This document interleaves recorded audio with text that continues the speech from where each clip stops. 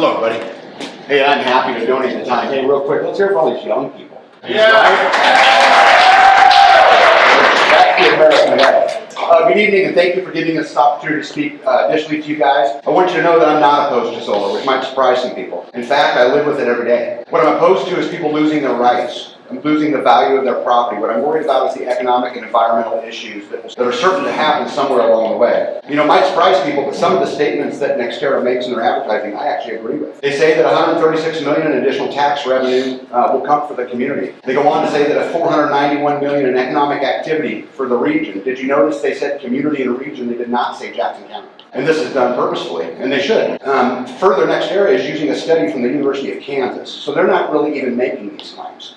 Right? They're just referring to a study. If these numbers don't come out to be true, we'll just blame the study. They talk about creating jobs. In fact, 1,000 job years. They use these words because the jobs are temporary, which I should understand. And they admit that it's for that 36-month construction period. How many people will be hired from Jackson County? Do we even have the workforce with these types of skill sets? I think not. These workers are going to come from somewhere else. Because these are temporary jobs, will these people be setting up roots? Will they be buying houses? I think not. They talk about economic activity, and this would refer to things like grocery stores, hotels, and auto repair shops. Did you know that the proposed site is 27 miles from Topeka and 28 from Holton? Where do you think these people are going to shop? Holton? I don't think so. You know, I'm a big fan of our brothers and sisters in Shawnee County, but I doubt they would donate their land for our economic benefit. At the last meeting, the attorney for Jeffrey Solar talked about how this is not whether you want solar or not. It is about whether property owners should be able to decide for themselves. And I have to tell you, I was super happy to see them standing up for property rights.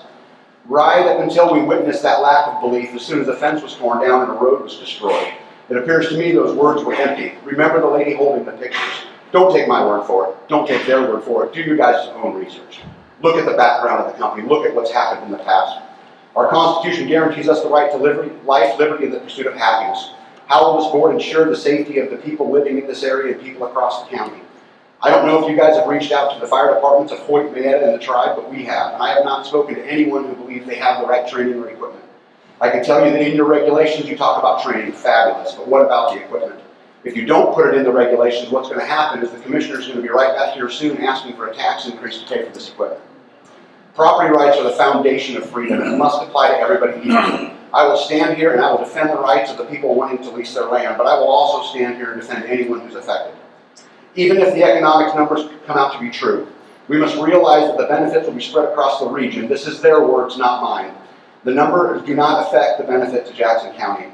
If this project must happen, I would really encourage all of you to make sure our first responders are trained, equipped, and protected. Thank you.